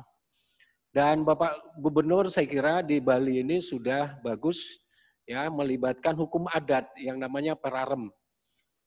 Ini memang hukum positif kita tidak ada, tadi sampaikan dari Polda, tidak mencantumkan bagaimana sanksi terhadap pelanggar dari protokol kesehatan. Tapi dengan melibatkan kearifan lokal, saya kira ini cukup signifikan terasa bahwa masyarakat dari hari ke hari semakin disiplin, walaupun tadi dari Pak Gubernur masih ada 1-2 yang memang masih kita temukan. Dan mudah-mudahan ini menjadi perhatian kita ke depan supaya bisa lebih disiplin lagi. Kemudian selain itu, di lini belakang, di rumah sakit dan tempat-tempat karantina dan sebagainya, dari Kodam juga sudah memberikan kontribusi. Kami sudah melaksanakan webinar terkait dengan plasma, ya, plasma convalescent, donor plasma convalescent, dan luar biasa webinar itu dihadiri oleh 2.000-an, ya, 2.200 yang hadir dalam webinar ini. Saya kira ini perhatian yang luar biasa kepada upaya Kodam untuk bisa memberikan edukasi kepada kalangan akademisi maupun kepada masyarakat untuk bagaimana melakukan upaya-upaya lain, upaya-upaya terobosan sebelum barangkali antivirus kita temukan.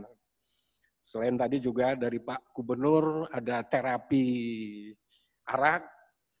Saya juga pernah berkunjung ke Nusa Tenggara Timur. Pak Victor di sana mengatakan ada juga terapi dari ekstrak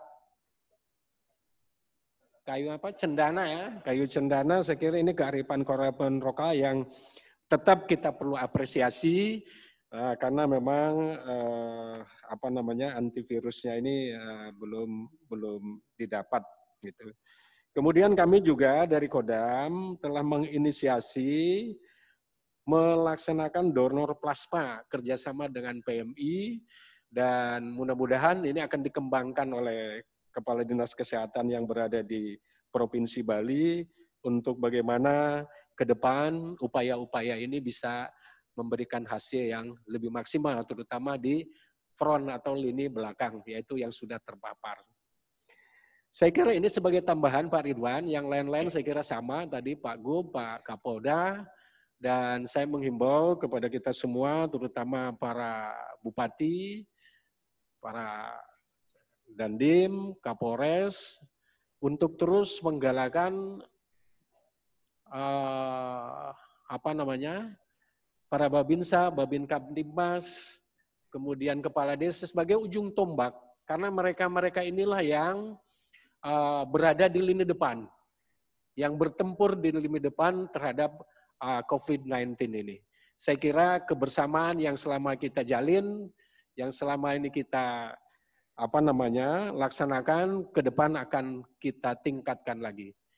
Ini saja saya kira Pak Ridwan, tambahan dari saya. Terima kasih. Wassalamualaikum warahmatullahi wabarakatuh. Om Santi Santi Santi Om. Selamat malam. Semoga Bali bangkit bebas COVID. Waalaikumsalam Pak Pangdam, terima kasih banyak dan apresiasi terhadap dukungannya, termasuk dengan menggerakkan Babinsa pada level akar rumput yang sangat efektif itu. Sebelum saya kepada para pejabat di tingkat pusat, apakah masih ada masukan dari Bapak Ibu di Provinsi Bali terkait kondisi di lapangan? Termasuk juga para dokter, dari jika Bapak Ibu dokter ada yang ingin memberikan pendapat, 1-2 orang saya persilakan. Boleh, Pak? Silakan, Pak. Dari mana, Pak? Saya, Pak. Ya, silakan, Pak. Terima kasih. Saya Dr. Anom dari Rumah Sakit Dharma Yatnya, Pak.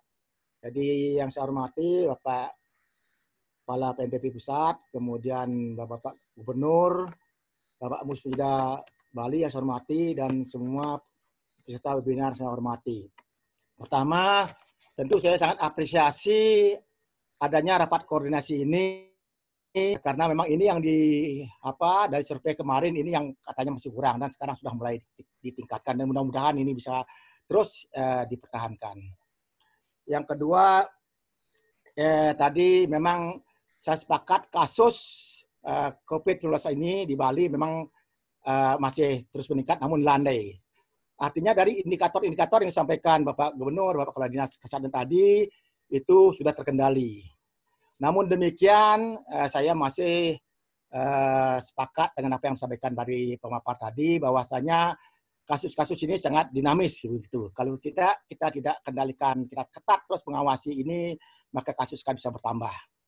Nah, itulah yang terjadi di Bali, Bapak Ibu sekalian, masih ada masyarakatnya yang memboyo gitu, Pak. Jadi, dan itu pun sudah merupakan penghambat bagi kami yang bekerja di hilir ya, sebagai penanganan COVID-19 ini di rumah sakit begitu. Ya, mudah-mudahan kasus tadi sudah bisa ditangani Polda, dan Bapak Gubernur sangat concern dengan kasus tersebut. Yang kedua, tentu permasalahan masih ada, Bapak sekalian. Kasus-kasus meningkat ini justru yang sekarang terjadi adalah kasus-kasus yang kondisi berat, suspek konfirmasi yang kategori berat. Nah, sehingga ini memerlukan rumah sakit yang mempunyai ruang isolasi atau ruang ICU. Nah, ini masih masih perlu kita tingkatkan. Karena apa? Karena rumah sakit rujukan yang sudah dirujuk pusat maupun yang dirujuk oleh Bapak Gubernur, nah itu kondisi sudah mulai penuh, dan rumah sakit swasta sudah ikut merawat sekarang. Nah, ini yang berat-berat ini yang masih rumah sakit swasta, tentu ini potensi terjadi angka kematian yang meningkat. Nah, maka itu kita rumah sakit rujukan yang mempunyai ruangan ICU mohon bisa dipersiapkan. Nah, masalah yang ketiga adalah tentang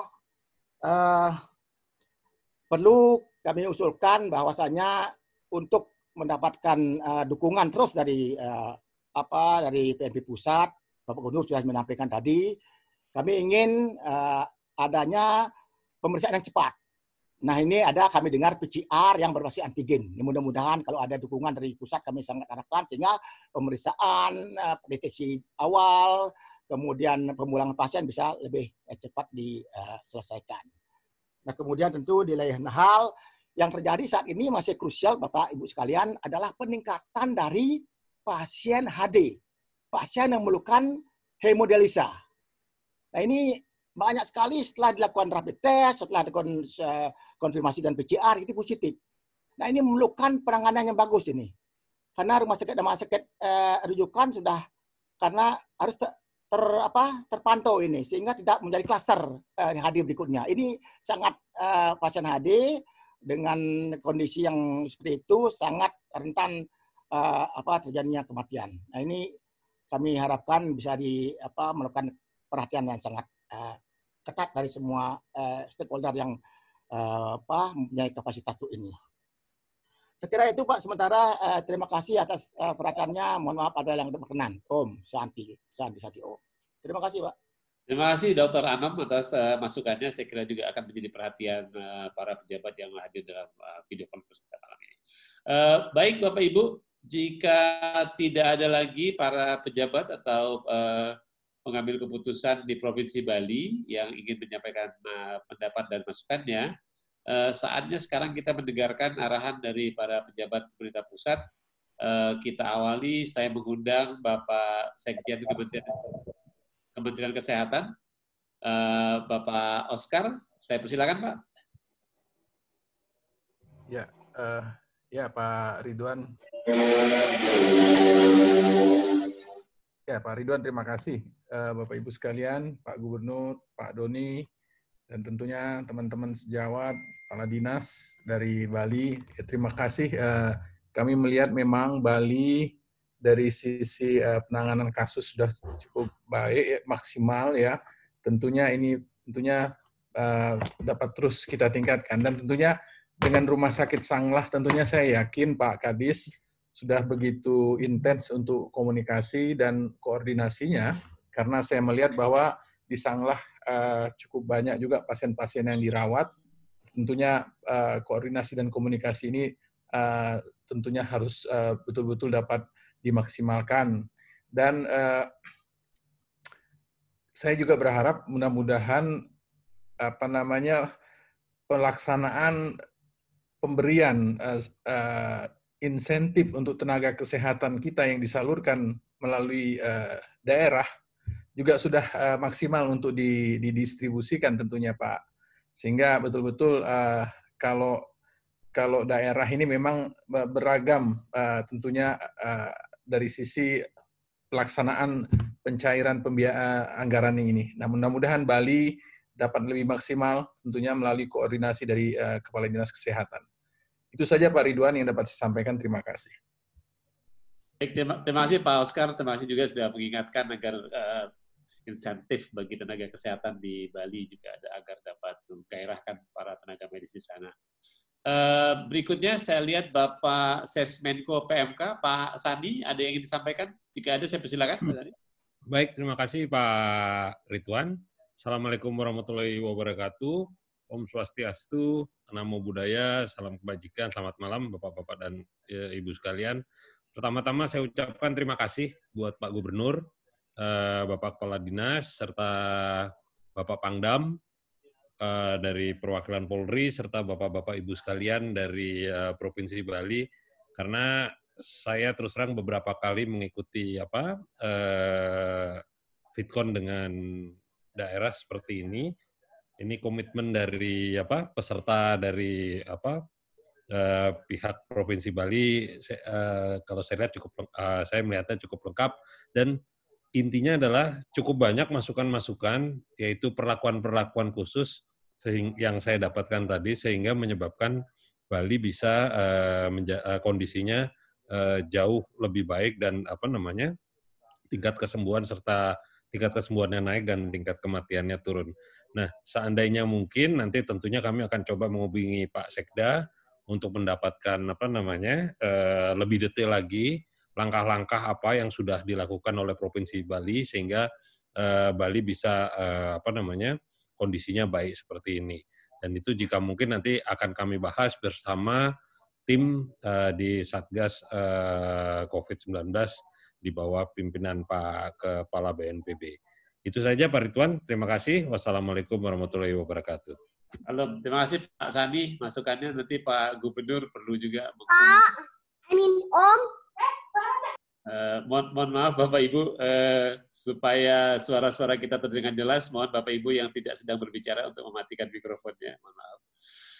Baik, selanjutnya saya lihat Waasop Panglima TNI, Pak Jori. Jika ada yang disampaikan, saya persilakan Pak.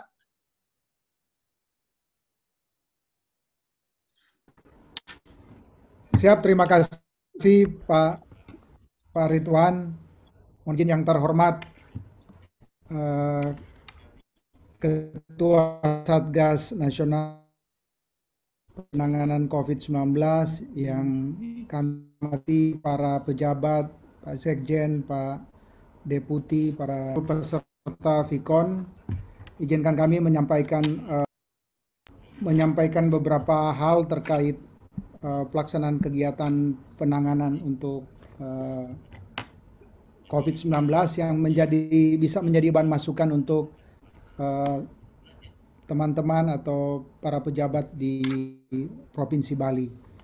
Satu hal saja, yang pertama bahwa kebetulan kami yang menangani langsung dari arahan Ketua Satgas untuk pelibatan Satgas di daerah dalam rangka kedatangan pekerja migran Indonesia WNI, baik itu PMI, repatriasi, kemudian mandiri, tablik akbar, dan yang lain-lain. dari data yang kami kumpulkan sejak tanggal 7 Mei sampai 20 Agustus 2020 melalui 9 pintu masuk, ini yang PMI, itu kedatangan 147.664 orang. Dari 147.664 orang ini, sebagian besar itu sudah membawa kartu sehat dan hasil tes PCR di negara asal kedatangan. Kemudian yang tidak itu, yang kita laksanakan PCR tes di penerimaan itu jumlahnya adalah 57.217. Kemudian yang positif adalah sampai dengan 20 Agustus 2020 adalah 1.678 orang. Dengan urutan 5 besar yang paling banyak adalah dari Arab Saudi, Qatar, Taiwan, Uni Emirat Arab, kemudian Singapura. Yang kami mau sampaikan di sini adalah bahwa sejak 7 Mei sampai 20 Agustus pengendalian terhadap kedatangan PMI WNI baik yang repatriasi ABK maupun tablik akbar dan mandiri ini dilaksanakan dengan begitu ketat dan memang membutuhkan effort yang besar. Jujur saja petugas di lapangan ini luar biasa kerjanya dari pagi sampai pagi lagi. Baik itu tim KKP, Satgas penanganan di bandara maupun di pelabuhan, kemudian TNI Polri dan dari Aviation Security maupun dari Seaport Security dan kementerian lembaga terkait. Yang kami mau sampaikan di sini adalah bahwa apabila nantinya kita akan membuka sektor industri, sektor ekonomi dari pariwisata dengan membuka kedatangan warga negara asing, maka tolong kita perhitungkan betul dan kita hitung betul karena jangan sampai menjadi second wave condition dari situasi yang ada di wilayah. Karena harus kita hitung pertama penambahan personil yang akan bertugas, karena kalau yang lain ini masih bisa kita ganti-ganti personil, tapi kalau yang tim kesehatan ini sudah mau diambil dari mana lagi, udah mentok, kira-kira kan itu.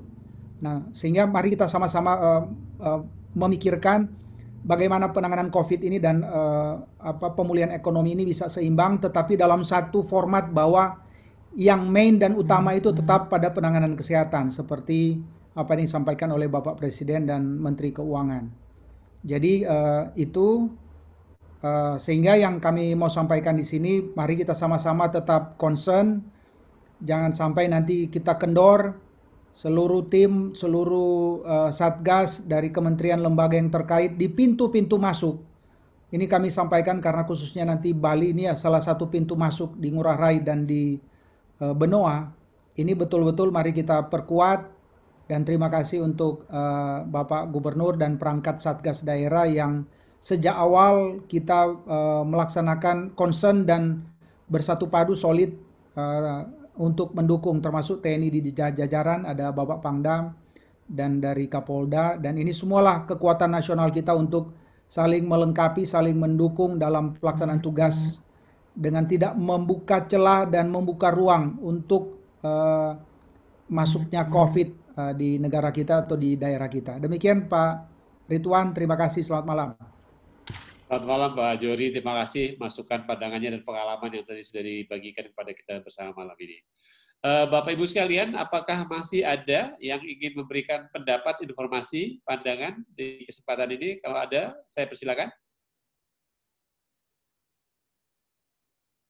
Baik, jika tidak ada, Pak Gubernur, sebelum kita sampai pada arahan penutup dari Bapak Ketua Satgas, tadi banyak pertanyaan sebetulnya bagaimana Bapak Gubernur menyeimbangkan pengendalian pandemi COVID-19 dan pemulihan perekonomian di Bali.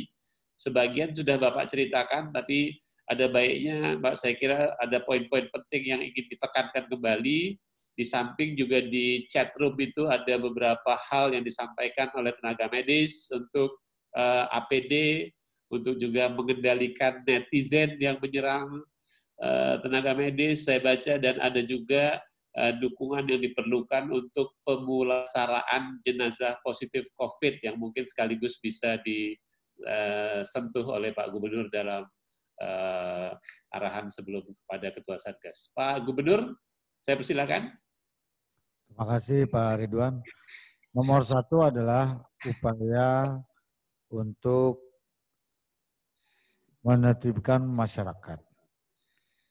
Dalam hal ini kami sangat berharap kerjasama dan dukungan yang lebih kuat, lebih tegas dalam menerapkan protokol kesehatan tatanan kehidupan era baru di Provinsi Bali, terutama dari Bapak Pangdam dan juga Bapak Kapolda atau yang mewakili, agar bertindak tegas terhadap semua pihak yang punya niat atau secara langsung melakukan upaya secara terbuka menghasut masyarakat, yang mengajak masyarakat tidak tertib, tidak taat pada kebijakan pemerintah dalam penanganan COVID-19 ini. Karena itu betul-betul menjadi kontradiktif di Provinsi Bali, tidak saja Bali bahkan, tapi juga nasional. Karena ada pihak-pihak yang tidak menginginkan kebijakan ini berjalan dengan baik. Seperti misalnya mencoret-coret baliho atau poster mengenai penggunaan masker dan seterusnya. Ini sangat kontraproduktif dan kita berharap agar aparat keamanan menertibkan semua pihak yang melakukan hal-hal seperti itu. Karena kami butuh situasi yang kondusif, ekosistem yang baik untuk menjalankan penanganan COVID-19 ini dengan baik sesuai dengan arahan Bapak Presiden. Dan kalau dibiarkan hal-hal seperti itu, saya kira akan muncul ketidakpercayaan dari masyarakat luar terhadap pemerintah pusat dan juga pemerintah Bali dalam penanganan COVID-19 ini. Padahal kita tengah berupaya keras agar pemulihan perekonomian ini juga bisa dilakukan. Tanpa pengendalian COVID-19 yang baik, saya kira pemulihan ekonomi itu akan sangat sulit dilakukan dan kepercayaan masyarakat luar untuk berkunjung ke Bali itu akan menjadi tidak akan bisa dijaga. Itulah sebabnya kami mohon pemerintah juga sama posisinya bersikap tegas terhadap semua pihak, tidak mentolerir sedikit pun ruang-ruang yang berpotensi untuk menggagalkan jalannya kebijakan yang diarahkan oleh pemerintah pusat kepada pemerintah daerah yang harus kita jalankan dengan tertib dan disiplin. Itu nomor 1. Nomor 2 adalah kami mohon juga dukungan dari pemerintah pusat dalam kaitan dengan penanganan COVID-19 khususnya untuk menambah sarana prasarana dalam rangka mempercepat proses uji swab berbasis PCR. Bapak Doni sempat menjanjikan akan membantu 5 unit mesin, tapi baru datang 1. Jadi yang 4-nya belum. Nah, kalau bisa ini direalisasikan karena kami butuh mesin yang lebih banyak supaya kapasitas untuk memproses sampelnya itu lebih banyak. Hal-hal yang lain itu masih dalam koridor yang dapat kami jalankan di Provinsi Bali. Tentu saja yang harus kami jaga adalah stamina semua pihak yang menjadi jajaran dalam lingkup tugas sebagai pelaksana dalam penanganan COVID-19 ini. Karena memang sudah 6 bulan berlangsung, saya melihat kadang-kadang ada titik jenuh, mungkin juga capek, lelah dan sebagainya, tapi saya ingin meyakinkan bahwa dalam masa pandemi ini walaupun sudah 6 bulan tidak boleh capek, tidak boleh bosan, tidak boleh lelah.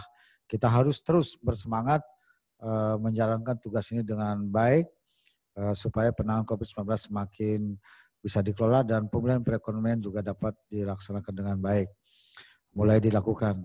Karena itu sebenarnya kami telah berupaya keras dan sadar kami dorong di Bali untuk mengeluarkan aturan adat agar mewajibkan warganya mengikuti protokol kesehatan dengan memakai masker, jaga jarak, dan sebagainya. Sebenarnya itu sudah berjalan dengan tertib dan sudah sangat terlihat di Provinsi Bali ini. Kalau kita ketemu orang 10, saya kira 8-9 orang itu sudah pasti pakai masker. Hanya ada beberapa pihak seperti di pelaku usaha jasa pariwisata dan juga wisatawan yang datang itu belum tertib, padahal itu sebenarnya surat edarannya sudah sangat jelas. Kalau ada wisatawan yang berkunjung ke satu restoran tidak menggunakan masker, ditolak atau diberikan masker. Dan sebaliknya, kalau pengelola atau tenaga penyaji di satu restoran tidak menggunakan masker, tidak melakukan protokol kesehatan yang baik, maka itu sesuai dengan surat edaran gubernur, sertifikatnya dicabut karena tidak tertib dalam melaksanakan itu. Komitmennya sebenarnya adalah sesuai dengan sertifikat yang diberikan itu harus tertib. Kami sudah meminta kemarin kepada PRI dan juga Dinas Pariwisata Kabupaten Kota Sebali, kalau ada pelaku jasa usaha pariwisata yang tidak tertib, maka usaha tersebut supaya sertifikatnya dicabut atau diberikan sanksi, perusahaannya ditutup untuk sementara. Saya kira itu yang perlu saya sampaikan. Jadi kami mohon pemerintah pusat, pemerintah daerah sama-sama kita tetap konsisten, tetap tegas, tetap berani bertindak untuk tidak memberikan ruang toleransi sedikit pun kepada pihak-pihak yang ingin menggagalkan kebijakan dalam penanganan COVID-19 ini. Itu aja Pak Ketua, Pak Ridwan, terima kasih. Terima kasih banyak Pak Gubernur atas tambahan informasi dan arahan yang sangat penting. Saya kira tadi bagaimana kita harus kompak bersama-sama. Pak Dodi, Bapak Ketua Satgas, saya kira sudah kita dengarkan semua masukan dan pandangan, baik dari pejabat di Provinsi Bali maupun dari pejabat-pejabat di pusat. Untuk itu mohon perkenan Pak Ketua Satgas untuk memberikan arahan penutup bagi kita semua. Pak Dodi, saya persilakan Pak. Terima kasih Pak Ridwan. Assalamualaikum warahmatullahi wabarakatuh. Salam, Om Swastiastu, Namo Buddhaya, salam kebajikan. Selamat malam Bapak Ibu sekalian. Yang saya hormati Bapak Gubernur Bali, Bapak Wayan Koster, tetap semangat Pak. Sudah hampir 6 bulan. Sudah hampir 6 bulan, jadi saya senang kalimat Bapak terakhir, tidak boleh kendor, tidak boleh tidak boleh lelah, ya, tetap semangat. Nah ini yang kita butuhkan. Kalau Pak Gubernur Bali semangat, ya kita di Jakarta juga lebih semangat lagi Pak. Sudah hampir 6 bulan juga kita nginep terus di kantor ya Pak. Kemudian yang kedua, Pak Gubernur, ini kebetulan hadir Bu Prasinta. Bu Prasinta, tolong ditayangkan wajahnya Bu Prasinta sebentar.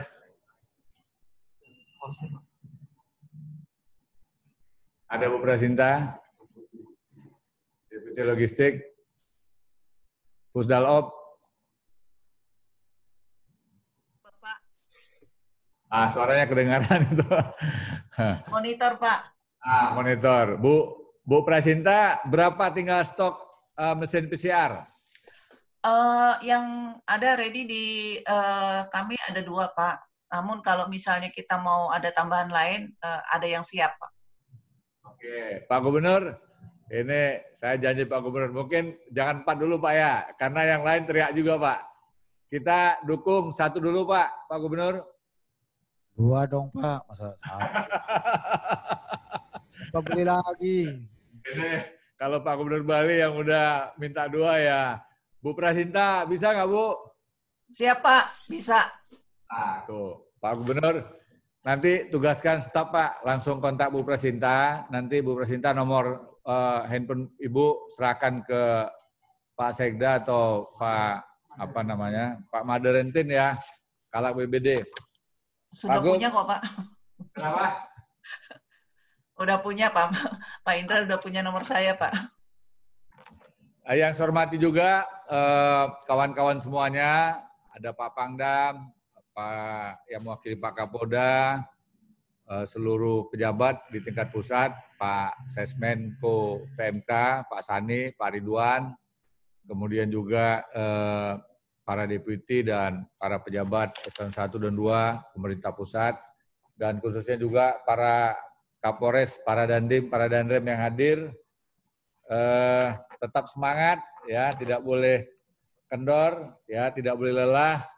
Nasib dan keselamatan rakyat kita sekarang ada di tangan kita. Jadi saya harapkan seluruh pejabat untuk bisa menjaga stamina. COVID ini belum akan berakhir, ya, masih penuh misteri, masih penuh teka-teki, Pak Gubernur, ya. Jadi kita harus tetap semangat untuk memberikan yang terbaik buat bangsa kita. Pelayanan publik yang terbaik adalah ketika negara hadir dan dapat menyelamatkan jiwa manusia. Itu Pak Pangdam, Pak Karops, Polda, ya.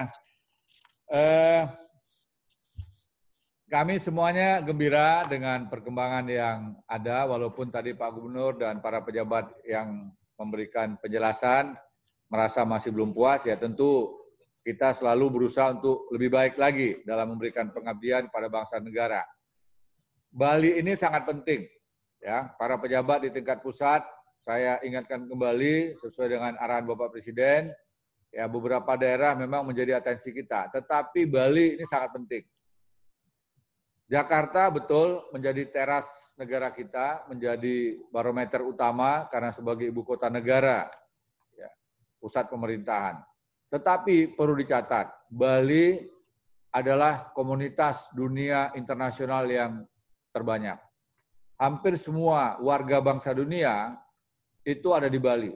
Apakah mereka yang menetap di Bali atau liburan untuk jangka waktu yang panjang, kemudian juga hampir semua perwakilan kantor-kantor asing ada di Bali.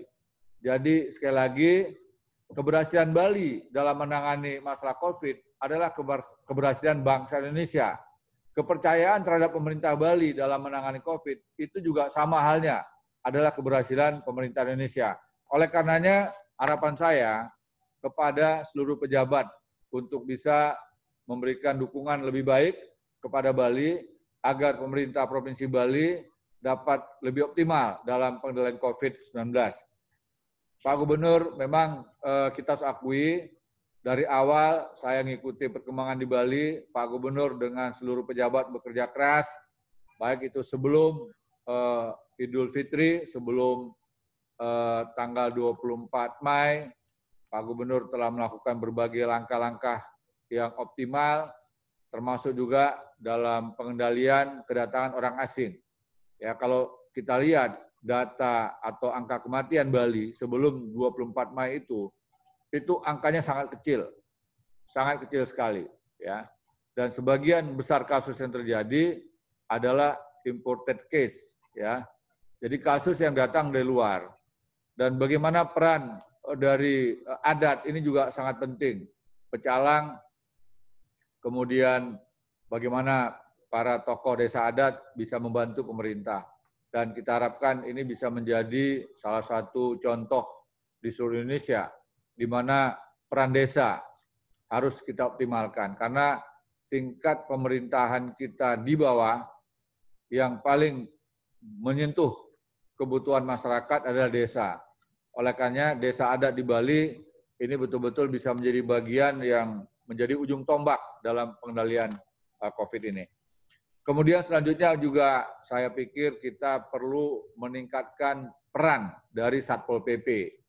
Inpres nomor 6 tahun 2020 itu mengedepankan peran Satpol PP. Oleh karenanya Pak Kapolda, Pak Pangdam, Pak Gubernur, mohon nantinya mungkin perlu ada pelatihan kepada Satpol PP dan memberikan lebih banyak pengetahuan kepada mereka, agar kita berharap bahwa penegakan disiplin, penegakan ketertiban terhadap masyarakat yang tidak patuh pada protokol, jangan langsung kepada unsur TNI dan Polri. Karena kita lihat bahwa hasil survei terakhir dari Saiful Mujani itu masyarakat sangat berharap bahwa komunitas dari daerah itu bisa lebih dioptimalkan. Sementara peran TNI berada pada bagian yang sifatnya membackup saja. Dengan demikian, Satpol PP perlu dilakukan peningkatan dalam kualitas pelayanan, termasuk juga tentunya dengan pengetahuan yang cukup terhadap ketentuan perundang-undangan, baik undang-undang yang berhubungan dengan kekarantinaan kesehatan, termasuk juga undang-undang kedaruratan, yaitu masalah kebencanaan, Undang-Undang Nomor 24 Tahun 2007. Kemudian sejumlah langkah yang telah dilakukan, terapi-terapi ini saya pikir penting, walaupun obat belum ada, tetapi daerah-daerah sudah melakukan berbagai upaya dengan jamu, dengan herbal, dan bukan hanya sekedar untuk meningkatkan imunitas tubuh, tetapi juga aspek psikologis. Aspek psikologis ini secara otomatis bisa meningkatkan imunitas tubuh. Jadi penting sekali yang dilakukan oleh tiap-tiap daerah, jamu, kearifan lokal, ya, tradisi-tradisi masa lampau yang mungkin berguna bagi meningkatkan kepercayaan. Jadi kalau masyarakat telah pulih rasa percaya dirinya, itu otomatis meningkatkan semangat. Nah, semangat ini nanti akan mengalahkan penyakit. Ya. Kemudian kita semua berharap dalam waktu yang tidak lama vaksin bisa segera suntikan kepada masyarakat, kemudian juga obat bisa ditemukan. Tetapi sampai hari ini lembaga internasional dan juga lembaga pemerintah yang resmi belum memberikan suatu kepastian atau jaminan adanya obat COVID. Kalau vaksin dalam proses, nah kita harapkan pada awal 2021 vaksin akan bisa diberikan kepada masyarakat.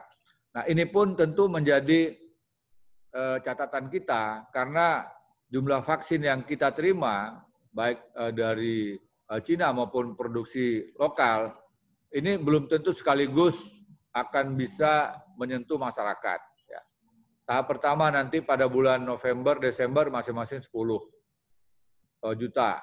Ya, kemudian Januari, Februari, Maret itu masing-masing juga 10 juta. Total 50 juta vaksin. Ya. Kemudian vaksin merah putih sendiri yang diproduksi oleh lembaga Eijkman ya masih dalam proses juga. Nah, durasi waktu dari mulai saat ini sampai dengan vaksin nanti bisa diberikan pada masyarakat ini cukup lama, 4 bulan lebih. Ya, dan pada saat itu pun belum tentu masyarakat akan memperoleh vaksin secara menyeluruh. Dan kami sudah menghitung mana yang menjadi prioritas. Jadi kurang lebih 2,5 bulan sampai 3 bulan vaksin itu baru bisa diberikan pada masyarakat. Oleh karenanya perlu ada ajas prioritas. Daerah mana, kemudian siapa, kemudian hal-hal yang berhubungan dengan pemerataan juga, ya. Karena tidak mungkin hanya pada masyarakat di daerah tertentu, sehingga aspek keadilan juga tentu menjadi faktor yang utama. Bapak Gubernur, Bapak Pangdam, para pejabat sekalian yang hadir, kembali saya ingatkan bahwa kasus COVID ini pernah terjadi dengan nama yang berbeda, ya, dengan ancaman yang relatif mirip, ya.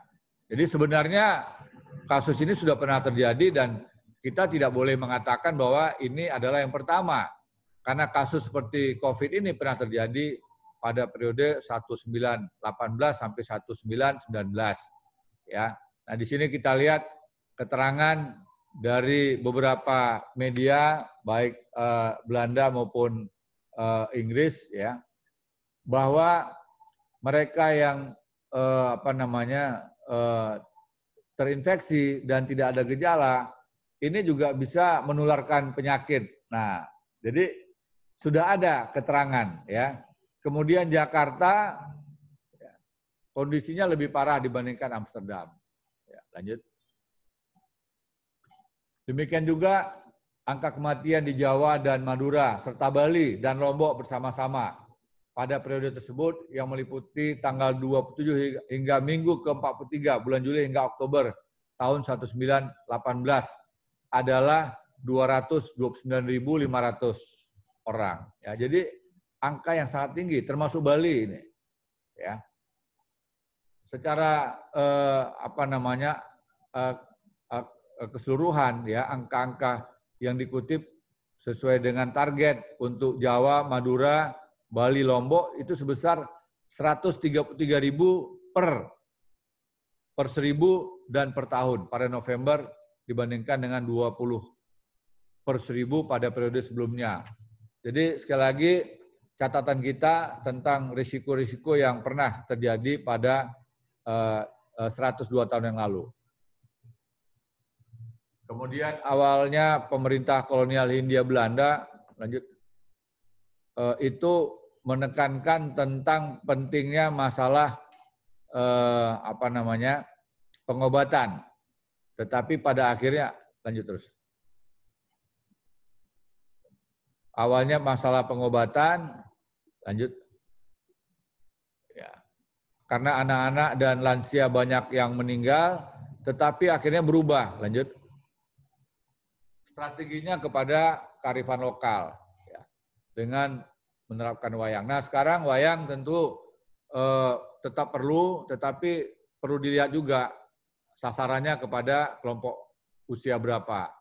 Kalau usia di bawah 22 tahun, mungkin rata-rata mereka lebih cenderung kepada media sosial. Tetapi mereka yang usia di atas 40-45 tahun, ini masih bisa menggunakan wayang, terutama di desa-desa.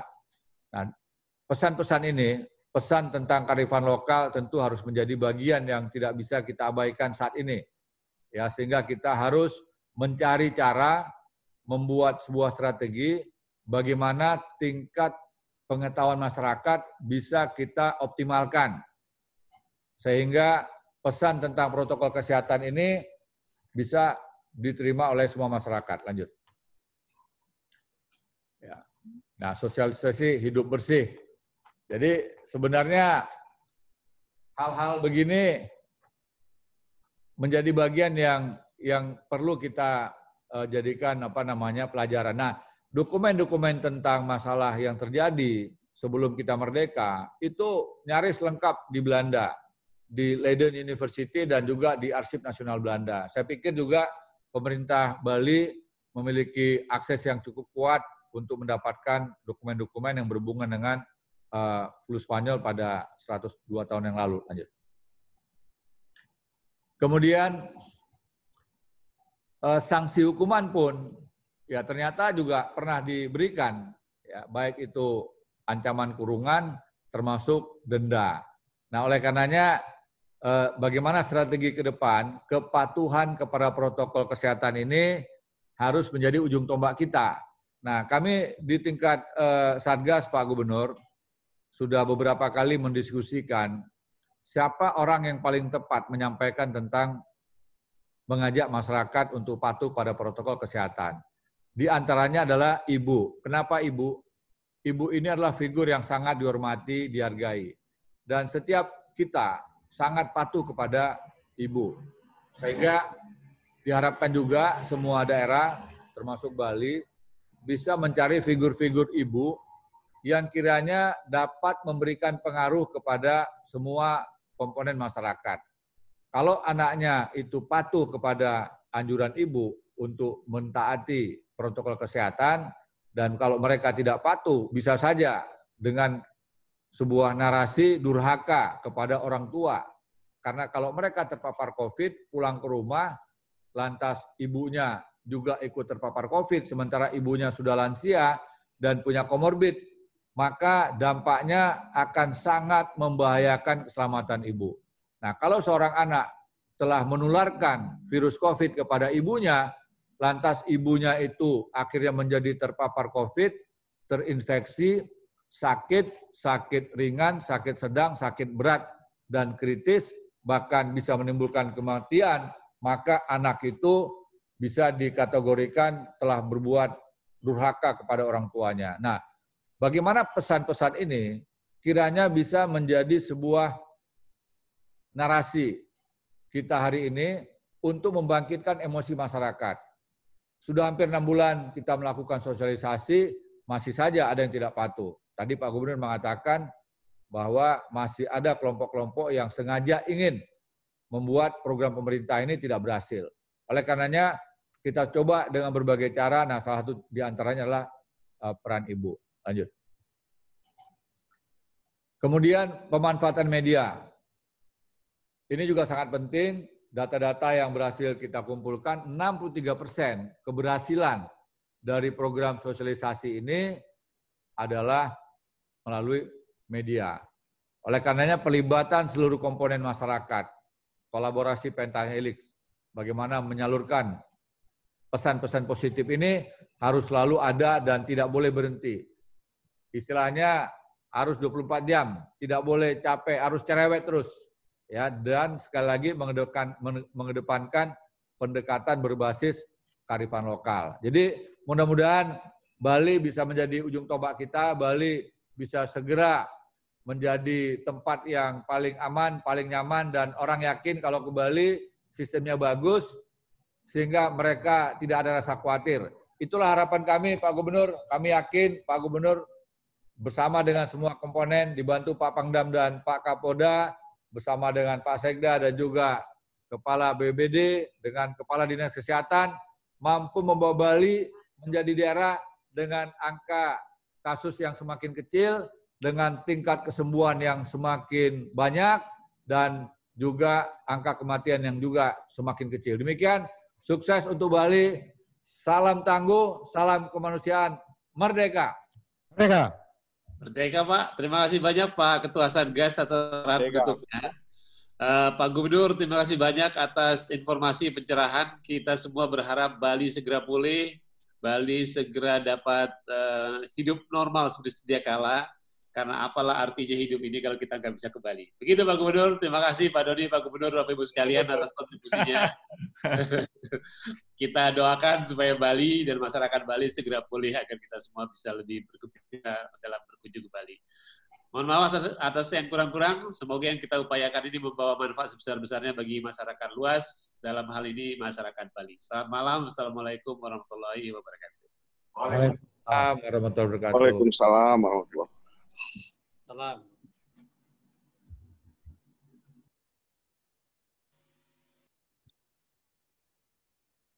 Silakan Pak Bang. Baik, terima kasih Pak Ridwan, Bapak Ibu semua yang saya hormati. Untuk memastikan bahwa Bapak Ibu semua akan mendapatkan semua hasil dokumentasi, notulensi, paparan, dan hal terkait dengan acara Vikon hari ini, pastikan Bapak Ibu telah mengisi untuk dapat kami selanjutnya mengirimkan semua dokumentasi dan notulen ke dalam email ataupun WA Bapak Ibu semua. Sekali lagi saya ucapkan terima kasih atas kesediaan Bapak Ibu semua untuk mengikuti rapat Vikon pada malam ini. Kami dari host mohon maaf atas segala kekurangan. Kami akhiri. Assalamualaikum warahmatullahi wabarakatuh. Om Santi Santi Santi Om. Salam sejahtera untuk kita semua. Selamat malam. Selamat malam, salam sehat.